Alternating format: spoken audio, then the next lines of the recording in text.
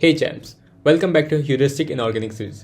जैसा कि तुम्हें दिख रहा है कि ये आज लास्ट वीडियो है एस ब्लॉक की। ठीक है, आज हम लोग इस वीडियो में एस ब्लॉक को रैप अप करेंगे। जो इस चैनल पे अभी नए हैं और जिन्हें समझ नहीं आ रहा है कि कौन सी सीरीज चल रही है, तो उनके बारे में मैंने यहाँ पे डिटेल्स लिख दिया है।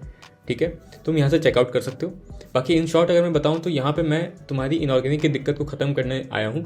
मैं तुम्हें यहाँ पे सब कुछ समझा के नहीं चला जाऊँगा कि तुम अब सोचते रह जाओ कि पढ़ना क्या है छोड़ना क्या है। एनसीईआरटी में तुम्हें क्या पढ़ना अगर ये पता है तो तुम बहुत आसानी से इनऑर्गेनिक को निकाल सकते हो।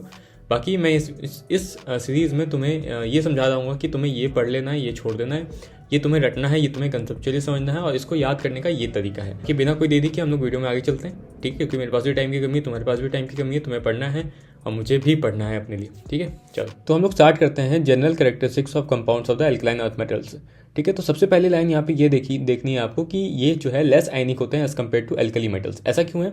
ये सिंपल फजान्स रूल, अगर जब आपने पढ़ा होगा केमिकल बॉन्डिंग, उसी को यूज़ करके इन्होंने ये लाइन बोली है। आपको पता है फजान्स रूल कहता है कि जिसपे ऐसे आयन जिसपे चार्ज ज़्यादा होगा वो क्या होते हैं, आपके ज़्यादा कोवलेंट कैरेक्टर दिखाते हैं। तो आपको पता है एल्कलाइन अर्थ मेटल +2 वैलेंसी के साथ आता है, तो इसलिए इस पर कोवलेंट कैरेक्टर ज़्यादा होगा और आयनिक कैरेक्टर कम होगा as compare to alkali metals. ये लाइन समझ में आएगी, कंसेप्चुअली समझना है आपको। दूसरी चीज़ फिर यहाँ पे आते हैं हम लोग ऑक्साइड्स एंड हाइड्रोक्साइड्स पे। तो यहाँ पहली लाइन लिखी है कि जो आपके एल्कलाइन अर्थ मेटल होते हैं वो मोनोक्साइड्स फॉर्म करते हैं। कैसे फॉर्म करते हैं इसमें कोई दिक्कत नहीं, याद रखने की चीज़ नहीं है, ये आपको आराम से समझ में आ जाएगा। कि आपको पता है यहाँ पे जो एल्कलाइन अर्थ मेटल उसकी वैलेंसी +2 होती है, ऑक्सीजन की वैलेंसी +2 होती है। जब फॉर्मूला बनाओगे तो क्रॉस करोगे तो 2 कैंसिल हो जाएगा, तो आपका मोनोक्साइड ही बन के निकलेगा। तो वही इन्होंने चीज़ लिखी हुई है। दूसरी चीज़ जो कि यहाँ इंपॉर्टेंट है, क्योंकि यहाँ एक्सेप्शन दिया हुआ है कि इसमें जितने भी आपके ऑक्साइड्स बन रहे हैं सारे रॉक सॉल्ट स्ट्रक्चर दिखाएंगे एक्सेप्ट बेरिलियम ऑक्साइड। ठीक है, BeO, ये ध्यान दे दिया आपने। अब देखो बेरिलियम आपका पहला एलिमेंट है इस ग्रुप का, तो सारे एक्सेप्शन यही दिखाएगा। तो आपको ये सिंपली आपको क्या याद रखना है कि बेरिलियम क्या क्या दिखा रहा है, बाकी सब उसका उल्टा दिखाएंगे। जैसे कि यहाँ पे पहली लाइन है कि बेरिलियम ऑक्साइड आपकी एम्फोटेरिक होती है। ठीक है, बाकी सारे आपके बेसिक होते हैं। पहली चीज़ समझ आ गई आपको। यहाँ पे दो अलग जगह लिखा हुआ है चीज़, मैंने एक साथ बता दिया कि बेरिलियम ऑक्साइड एम्फोटेरिक है, बाकी सारे आपके क्या है, बेसिक नेचर के होते हैं। दूसरी चीज़ लिखी है कि यहाँ पे जो ऑक्साइड्स बनेंगे वो सारे आयनिक होते हैं एक्सेप्ट बेरिलियम ऑक्साइड। ठीक है, ये समझ में आ गया आपको। फिर आपको ये रिएक्शन दिख रहा होगा जहाँ पे इन्होंने बोला है कि जो आपके ऑक्साइड्स हैं ये वाटर के साथ रिएक्ट करके आपके हाइड्रोक्साइड्स बनाते हैं, जो कि एकदम सिंपल रिएक्शन है। ये तो आपको पता है यहाँ पे 2 क्यों आ रहा है, वही क्रॉस मल्टीप्लाई करने के बाद। तो ये आपको रिएक्शन याद रखने की जरूरत नहीं है, आपको सिंपल है ये। यहाँ पे फिर जो मेन लाइन है जो आपको याद रखनी, जहाँ से क्वेश्चंस आपको दिखेंगे, वो ये है कि सॉल्युबिलिटी, थर्मल स्टेबिलिटी और बेसिक कैरेक्टर जो है वो डाउन द ग्रुप इंक्रीज करता है इन हाइड्रोक्साइड्स का, जो यहाँ पे बने थे। ठीक है, ये चीज़ जो है मैं एक साथ सारे चीज़ जितने भी यहाँ पे ट्रेंड्स है उसको मैं एक चार्ट पे बना के दिखा दूंगा आपको। तो ये अभी मैं नहीं बता रहा, इसको एक साथ में एक वीडियो में बता दूंगा। ठीक है, उसके बाद यहाँ पे एक लाइन मैंने देखो ऊपर जाके लिखी है कि सॉल्युबिलिटी, स्टेबिलिटी और बेसिक कैरेक्टर सब एल्कली मेटल के हाइड्रोक्साइड्स के ज़्यादा होती है as compare to alkaline earth metal के हाइड्रोक्साइड्स के। ठीक है, तो ये चीज़ आपको यहाँ से सीधे याद रख लेनी है। ठीक है, ये ट्रेंड याद रखोगे तो उस हिसाब से आप बाकी जितने भी अगर वो कंपाउंड्स बना के देंगे उसके इस फैक्ट के हिसाब से आप आंसर कर सकते हो। फिर आपने ये तो देखा ही था कि जो बेरिलियम ऑक्साइड है वो एम्फोटेरिक होता है, सिमिलरली बेरिलियम हाइड्रोक्साइड भी आपका एम्फोटेरिक होता है। ये चीज़ यहाँ पे दी हुई है। ठीक है, उसके बाद यहाँ ये 2 रिएक्शन दिख रहा होगा आपको। तो इस रिएक्शन में सबसे पहली चीज़ जो आपको ध्यान रखती है वो है कि बेरिलेट आयन का फॉर्मूला क्या है। तो ये तो आप देख लोगे, यहाँ पे बेरिलियम ऑक्साइड हाइड्रोक्साइड होता है BeOH होल ट्वाइस और बेरिलेट आयन होता है BeOH होल 4। ठीक है, उस पर और चार्ज कितने का होता है, 2 नेगेटिव होता है। अब यहाँ पे क्वेश्चन आपको कैसे दे सकते हैं कि मान लो आपके पास बेरिलियम हाइड्रोक्साइड है, उसको NaOH के साथ आपने रिएक्ट कराया, तो बताओ इनमें से कौन सा बनेगा। तो आपको यहाँ ध्यान देना है कि अगर NaOH के साथ है तो यहाँ पे क्योंकि ये Na हटा के बात कर रहे हैं, या फिर कोई भी एलिमेंट जो भी होता K होता तो K हटा के बात कर रहे हैं, तो आपको यहाँ पे K या फिर Na लगाना होगा बाहर। जो भी कोऑर्डिनेशन कॉम्प्लेक्स दिख रहा है आपको उसके बाहर लगाना होगा। यहाँ पे 2 नेगेटिव आपको चार्ज दिख रहा है बाहर, तो उसको बैलेंस करने के लिए आपको 2 Na लगाने होंगे, तो इसलिए Na2 BeOH होल 4 हो जाएगा। तो इस तरीके से क्वेश्चन ये बना के दे सकते हो। आपको लगेगा कि एनसीईआरटी के बाहर से क्वेश्चन है, लेकिन एनसीईआरटी का ही क्वेश्चन नहीं है। तो आपको सिंपली याद रखना है कि बेरिलेट आयन है क्या। उसके बाद दूसरी चीज़ जो है वो आपको ध्यान देनी है कि जब एसिड के साथ रिएक्ट करेगा तब क्या बनेगा, तो वो भी यहीं पे बन रहा है, सेम है। बेरिलेट आयन यहाँ भी बनेगा ही, साथ में साथ यहाँ पे बाहर क्या लग जाएगा, Cl लग जाएगा। ठीक है, उसके बाद हम लोग बात करते हैं हैलाइड्स। तो पहली चीज़ जैसे कि अभी हम देख के आए हैं कि बेरिलियम ऑक्साइड आपका कोवलेंट होता है, एम्फोटेरिक होता है, बाकी सारे आपके आयनिक होते हैं और बेसिक होते हैं। सिमिलरली यहाँ हैलाइड्स में बोला गया है कि बेरिलियम हैलाइड जो है वो भी कोवलेंट होते हैं, बाकी सारे हैलाइड्स आपके क्या होंगे, आयनिक होंगे। उसके बाद जो सबसे इंपॉर्टेंट चीज़ है इस पैराग्राफ में, जहाँ से बहुत बार क्वेश्चन आ चुके हैं और आएंगे आगे भी, वो ये है कि आपको हर एक स्टेट मतलब सॉलिड स्टेट में किस फॉर्म में एग्जिस्ट करता है, गैसियस फॉर्म में किस फॉर्म में एग्जिस्ट करता है, ये सब आपको ध्यान रखना है। तो पहली चीज़ आपको याद रखनी है कि सॉलिड अगर स्टेट बोला है तो उसमें आपका चेन स्ट्रक्चर के फॉर्म में एग्जिस्ट करता है, जो कि यहाँ पे दिखाया गया है। ठीक है, अगर आपका बोलते हैं बिलो 1200 केल्विन में हीट किया है तो तब किस फॉर्म में एग्जिस्ट करेगा, तब आपका डाइमर के फॉर्म में एग्जिस्ट करेगा, जो कि यहाँ दिखाया है। और अगर 1200 केल्विन के ऊपर हीट किया है तब आपका एक लीनियर मोनोमर की तरह एग्जिस्ट करेगा। तो ये तीनों चीज़ मैंने यहाँ दिखा दी है, आप देख लेना। दूसरा क्वेश्चन जो इसी चीज़ से पूछते हैं वो ये कहते हैं कि मान लो बोलेंगे कि 1200 केल्विन पे हीट किया हमने, तो आपको समझ में आ गया होगा कि डायमर बनेगा। उसमें पूछेंगे बताओ हाइब्रिडेशन क्या हुई बेरिलियम की। तो अब आपको याद रखना है कि 1200 केल्विन पे ये डायमर के फॉर्म में एग्जिस्ट करता है और डायमर में आपका हाइब्रिडेशन sp2 होता है। ठीक है, सिमिलरली यहाँ क्वेश्चन पूछ सकते हैं, तो यहाँ भी आप देखोगे यहाँ sp3 होगा जब चेन स्ट्रक्चर है। ठीक है, और अगर लीनियर स्ट्रक्चर तो sp होगा। तो ये आपको ध्यान रखना है, यहाँ से ये क्वेश्चन पूछते हैं। तो क्या समझ में आया आपको कि वेपर फेज अगर मैं बोलता हूँ तो उसमें दो केस है, 1200 केल्विन पे हीट किया है या 1200 केल्विन के ऊपर हीट किया है। अगर 1200 केल्विन पे हीट किया है तो आपका डायमर के फॉर्म में एग्जिस्ट करेगा, और अगर आपका 1200 केल्विन से ऊपर हीट किया है तो आपका मोनोमर के फॉर्म में एग्जिस्ट करेगा। तो उस हिसाब से हाइब्रिडेशन आपका चेंज हो जाएगा। फिर आपने ये पढ़ा था कि हाइड्रेटिंग टेंडेंसी जो है डाउन द ग्रुप डिक्रीज करते हैं, उसी हिसाब से यहाँ पे इन्होंने बोला है कि नीचे जो हाइड्रेट्स बनाने की टेंडेंसी है वो डिक्रीज होती जाती है। तो सबसे ज्यादा मॉलिक्यूल कौन होल्ड करके रखता है, मैग्नीशियम, उसके बाद डाउन द ग्रुप डिक्रीज करती है। तो इसमें आप ये वाला फॉर्मूला रखना बेरियम क्लोराइड वाला, क्योंकि ये थोड़ा अलग सा है, बाकी सब में 6 या 8 है, इसमें 2H2O है। ठीक है, और ये भी याद रखना कि मैग्नीशियम वाला जो है सबसे ज़्यादा होल्ड करके रखा है। उसके बाद ये जो पैराग्राफ है, ये जो भी आपको 4 लाइन दिख रही है, सबसे इंपॉर्टेंट है। इसमें एक चीज़ लिखी हुई है जो कि डिकोड करना थोड़ा हार्ड है। यहाँ पे क्या बोला इन्होंने कि अगर आपका कैल्शियम हो, स्ट्रोंटियम हो या फिर बेरियम हो, इनके हाइड्रेट्स को अगर आप हीट करते हो तो वो क्या करते हैं, डिहाइड्रेट हो जाते हैं।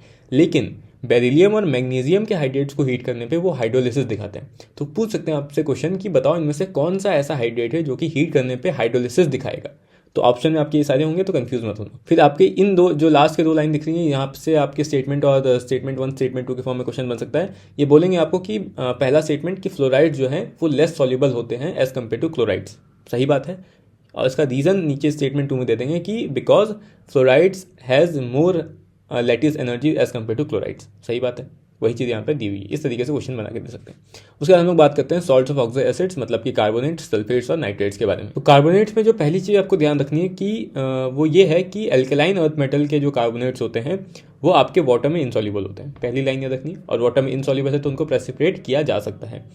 उसके बाद यहाँ पे इन्होंने ट्रेंड बताया है कि सॉलिबिलिटी ऑफ कार्बोनेट की ट्रेंड क्या होती है, मतलब डाउन द ग्रुप डिक्रीज करती है, इंक्रीज करती है, ये चीज़ आपको ध्यान रखनी है। फिर यहाँ पे इन्होंने ट्रेंड बताया है कि जो सॉलिबिलिटी ऑफ कार्बोनेट्स है वो डाउन द ग्रुप डिक्रीज करती है, लेकिन जो थर्मल स्टेबिलिटी है वो डाउन द ग्रुप आपकी इंक्रीज करती है। तो डाउन द ग्रुप इंक्रीज करती है मतलब कि जो बेरिलियम के कार्बोनेट्स होंगे वो आपके कम स्टेबल होंगे एज कम्पेयर टू जो नीचे वाले होंगे। तो कम स्टेबल है, इसलिए यहाँ पे इन्होंने लिखा है कि beryllium carbonates are unstable and can be kept only in the atmosphere of CO2, क्योंकि अगर एटमोसफियर CO2 का नहीं होगा तो वो डिकम्पोज करके CO2 दे देंगे। ठीक है, मतलब आपको कोई चीज़ होने से रोकना है तो आपको क्या करना होगा, उसी चीज़ के प्रेजेंस में अगर आप रख दोगे तो पहले से बहुत ज़्यादा, तो आप क्यों दोगे फिर उसको कुछ। तो वैसे ही बेरिलियम कार्बोनेट अगर टूटेगा तो CO2 देगा, तो आप पहले से उसको CO2 में रख देते हो ताकि वो टूटे ही नहीं। उसके बाद सल्फेट्स में भी वही दिया है कि इसकी भी सॉल्युबिलिटी डाउन द ग्रुप क्या होती है, डिक्रीज करती है। और डाउन द ग्रुप डिक्रीज करिए तो ऊपर वाले अच्छे से सॉल्युबल होंगे, तो वही यहाँ पे लिखा हुआ है कि बेरिलियम सल्फेट और मैग्नीशियम सल्फेट बहुत अच्छे से सॉल्युबल होते हैं। क्यों सॉल्युबल होते हैं उसका रीजन यहाँ दिया हुआ है। तो ये इंपॉर्टेंट एक स्टेटमेंट 1 स्टेटमेंट 2 के फॉर्म में या एसोसिएशन रीजन के फॉर्म में आ सकता है। तो रीजन क्या है कि the greater hydration enthalpies of beryllium and magnesium ions overcome the lattice enthalpy. अगर लैटिस एंथैल्पी ज़्यादा होगा तो सॉल्युबल नहीं होगा। तो अगर आप लैटिस एंथैल्पी को ओवरकम कर पा रहे हो, कैसे ओवरकम करोगे, हाइड्रेशन एंथैल्पी से, जो कि दिखाता है कि आप कितना सॉल्युबल हो। तो हाइड्रेशन एंथैल्पी ज़्यादा है इनके लैटिस एंथैल्पी के मुकाबले, इसलिए ये सॉल्युबल होते हैं किसमें, वाटर में। ठीक है, वही अगर कोई चीज़ इनसॉल्युबल है मतलब कि उसमें लैटिस एंथैल्पी ज़्यादा होगी as compare to hydration enthalpy. तो वही चीज़ यहाँ दी हुई है, आसान है, कंसेप्चुअल है। उसके बाद बात करते हैं हम लोग नाइट्रेट्स पे। नाइट्रेट्स में जो सबसे पहली चीज़ याद रखनी है वो आपको याद रखनी है कि मैग्नीशियम नाइट्रेट कितने वाटर मॉलिक्यूल के साथ क्रिस्टलाइज करता है, तो 6H2 मॉलिक्यूल्स के साथ। और जो आपके बेरियम नाइट्रेट है वो आपका एनहाइड्रस सॉल्ट होता है, मतलब उसमें एक भी वाटर मॉलिक्यूल नहीं। तो ये 2 चीज़ याद रख लेनी है आपको। ऐसा क्यों हुआ, डाउन द ग्रुप डिक्रीज कर रहा है हाइड्रेटिंग टेंडेंसी, तो वही रीजन होगा। उसके बाद दूसरी चीज़ कि एयर में ये डिकम्पोज करते हैं हीटिंग, मतलब अगर आप हीट करते हो इनको नाइट्रेट्स को तो डिकम्पोज करके क्या देते हैं, ये ऑक्साइड्स देते हैं, जैसा कि लिथियम नाइट्रेट देता था। मतलब क्या था, ग्रुप 1 में अगर देखते हैं आप तो यहाँ लिखी थी कि लिथियम नाइट्रेट हीट करने पे ऑक्साइड देता है, और बाकी जितने भी हैं वो सारे हीट करने पे आपके नाइट्राइट्स देते हैं, मतलब नाइट्रेट से नाइट्राइट्स देंगे, सोडियम वगैरह जितने भी हैं, और लिथियम जो है ऑक्साइड देता था।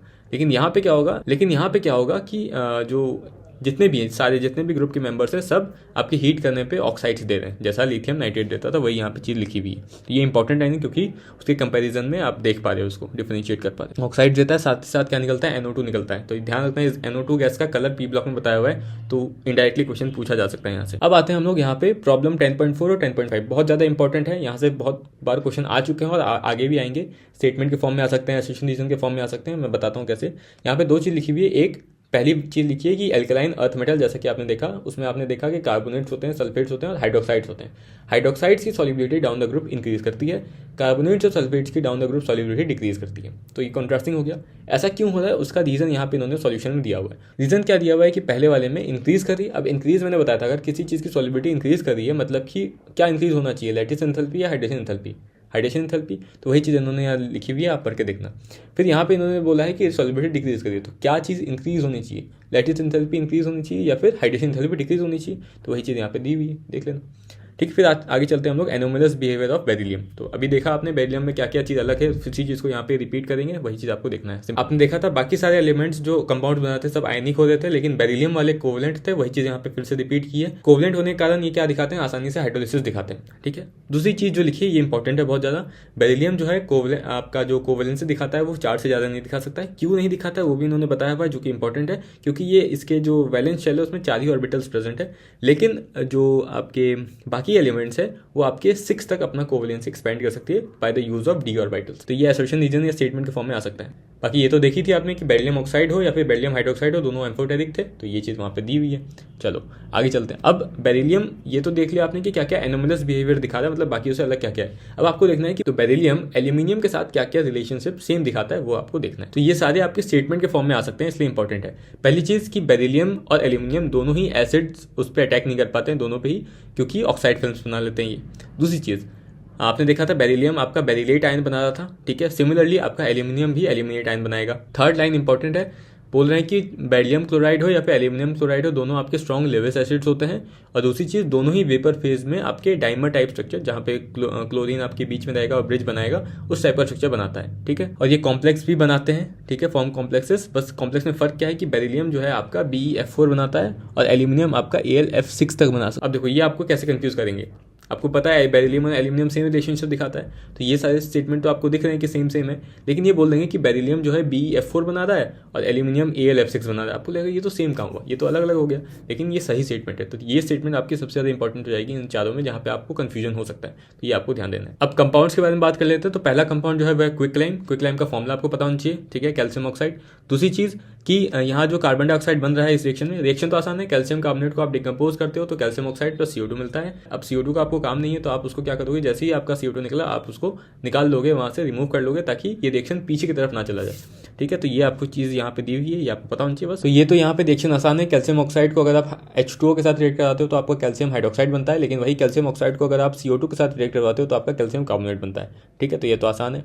उसके बाद जो इंपॉर्टेंट चीज़ है जो आपको ध्यान रखनी है, लाइन एकदम स्टेटमेंट आपको याद होना चाहिए, वो है कि addition of limited amount of water क्या करता है, लंप ऑफ लाइन को ब्रेक करता है, और इस प्रोसेस को क्या बोलते हैं, स्लेकिंग ऑफ लाइन बोलते हैं। ठीक है, अब देखो अगर आप ने यहाँ पे वाटर डाला था, अगर आप क्विक लाइम को स्लेक करते हो किसके साथ, सोडा के साथ, तो आप को क्या मिलेगा, सॉलिड सोडा लाइम मिलेगा।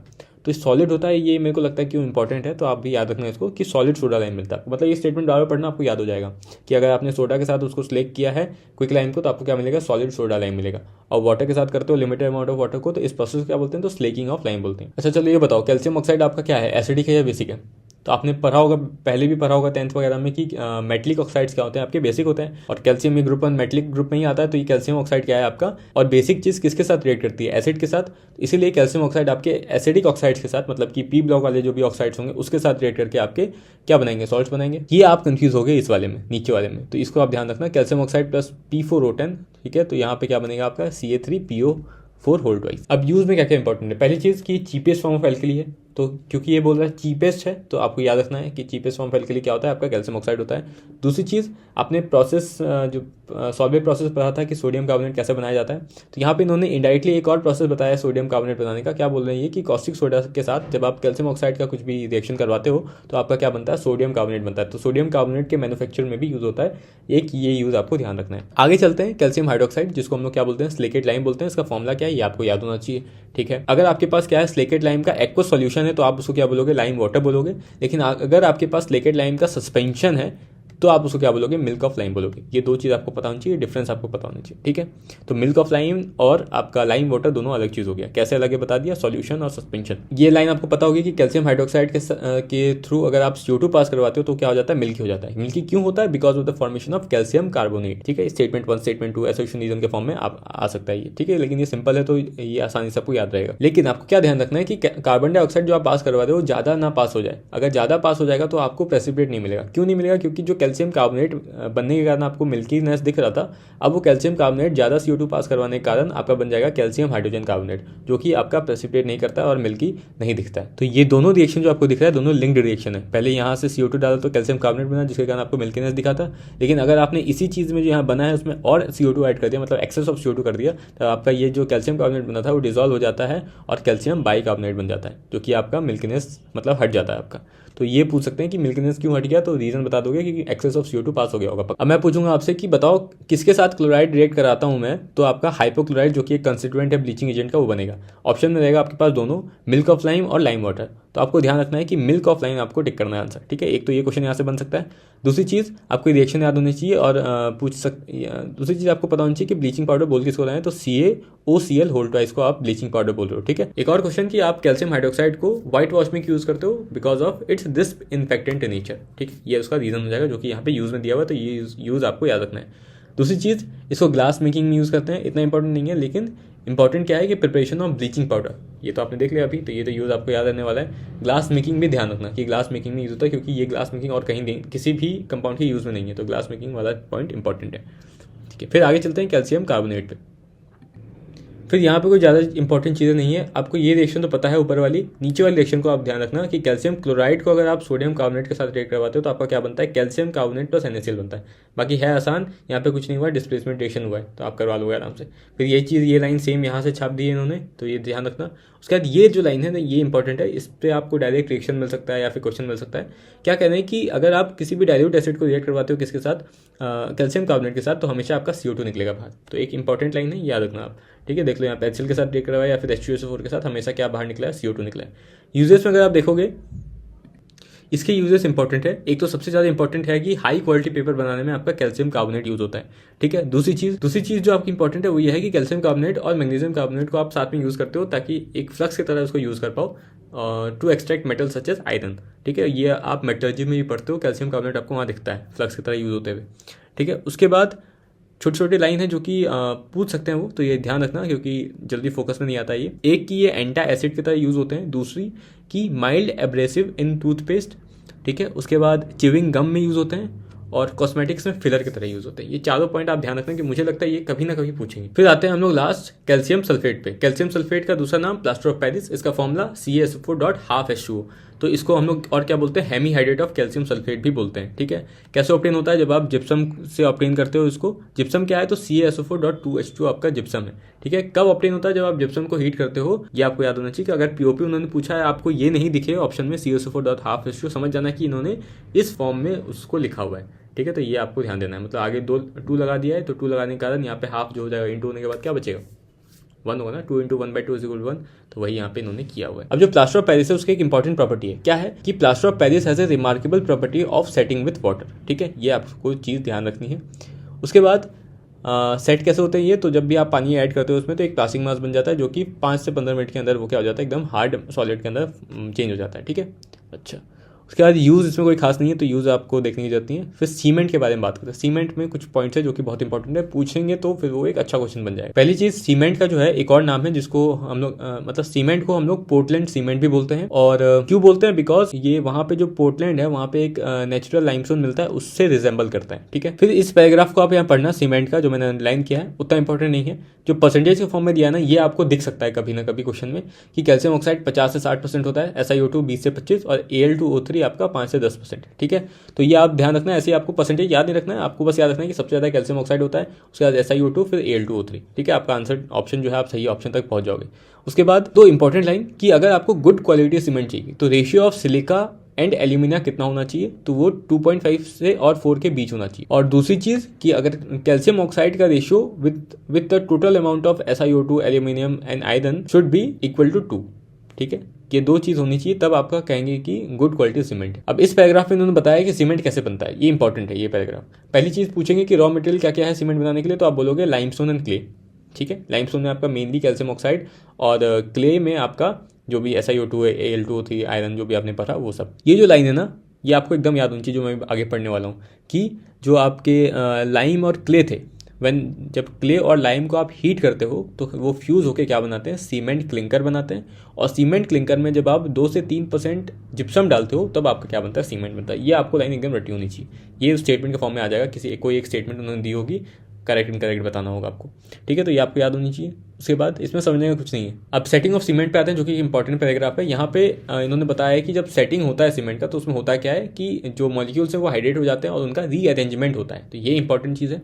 दूसरी चीज़ कि हम लोग जिप्सम क्यों डालते हैं सीमेंट में, जो आपने देखा था सीमेंट क्लिंकर में आपने 2 से 3% जिप्सम डालता है। सीमेंट बनाने में जिप्सम का यूज़ क्या है, तो वो चीज़ यहाँ पे इन्होंने बताई हुई है कि जिप्सम हम लोग डालते हैं ताकि जो सेटिंग डाउन का प्रोसेस उसको हम लोग स्लो डाउन कर सकें। The purpose of adding gypsum is only to slow down the process of setting of the cement so that it gets sufficiently harden, ताकि वो बहुत अच्छे से हार्ड हो। ठीक है, ये बहुत इंपॉर्टेंट लाइन है, स्टेटमेंट 1 स्टेटमेंट 2 एसोसिएशन रीजन के फॉर्म में आ सकता है। अब यहाँ पे कुछ इंपॉर्टेंट लाइन्स है जो कि पूछेंगे, बहुत इंपॉर्टेंट पैराग्राफ है ये। पहली चीज़ कि जितने भी एंजाइम जो कि ATP यूज़ करते हैं फॉर फॉस्फेट ट्रांसफर, उनको क्या चाहिए, मैग्नीशियम चाहिए एज ए कोफैक्टर। दूसरी चीज़, क्लोरोफिल में मैग्नीशियम होता है, ये आपको पता है बायो से। अब कैल्शियम के 2 यूज आपको पता है, बोन और टीथ में यूज होते हैं। बाकी जो इंपॉर्टेंट वाले हैं, एक कोगुलेशन में, जो कि आपने बायो में पढ़ा होगा, वहां से आपको पता है कि कोगुलेशन में यूज होता है, ब्लड कोगुलेशन में। इंटरन्यूरोनल ट्रांसमिशन में यूज होता है आपका, और न्यूरोमस्कुलर फंक्शंस कॉन्ट्रैक्शन वगैरह में आपने देखा था लोकोमोशन चैप्टर में, वहाँ पे भी कैल्शियम यूज होता है, तो वही चीज़ लिखी हुई है। तो ये सिमिलरली बायो से आप रिलेट कर सकते हो। फिर एक इंपॉर्टेंट लाइन क्या है कि बोन जो है एक इनर्ट मटेरियल नहीं है, मतलब कि आपके बोन से कुछ कैल्शियम निकलते रहते हैं हमेशा और कुछ कैल्शियम डिपॉजिट होते रहते हैं। ठीक है, तो ये एक इंपॉर्टेंट लाइन है जो आपको ध्यान रखना। तो यहाँ पे आपका चैप्टर खत्म होता है। एक चीज़ जो कि मैंने यहाँ लिखा हुआ है, मैंने यहाँ बताया नहीं आपको, वो ये है कि यहाँ पे बताया हुआ था कि इंपॉर्टेंट कॉन्स्टिट्यूएंट्स क्या है पोर्टलैंड सीमेंट के, तो आप ये चीज़ ध्यान में रखना, पूछ सकते हैं। ठीक है, बहुत रेयरली पूछेंगे लेकिन पूछ सकते हैं। ठीक है, कि पोर्टलैंड सीमेंट का क्या क्या कॉन्स्टिट्यूएंट है, कितना परसेंट होता है, ये आपको पता होना चाहिए। परसेंटेज के साथ भी याद हो जाएगा, तो मैंने एक ट्रिक बना लिया था याद करने का, देख सकते हो यहाँ पे 4 + 2 6, तो 26% वाला ऑप्शन ये होगा। 6 + 2 8, 8 + 3 11, तो 11% वाला ऑप्शन ये होगा। इस हिसाब से आप आंसर को टिक कर सकते हो। ठीक है, चलो, तो होप कि आपको ये वीडियो पसंद आई होगी, समझ में आया होगा। अगर वीडियो पसंद आई तो वीडियो को लाइक करना, चैनल को सब्सक्राइब करना। ऐसी सीरीज आगे आती रहेगी। मुझे अपने पढ़ाई से टाइम निकालना पड़ता है इसको बनाने के लिए। ठीक है, बट आई एम ट्राइंग कि जितना भी मैं कर सकूँ तो कर रहा हूँ। बाकी वीडियो पसंद है, वीडियो को लाइक करो यार, शेयर नहीं करते, आजकल व्यूज़ बहुत कम आ रहे हैं। ठीक है, चलो बाय।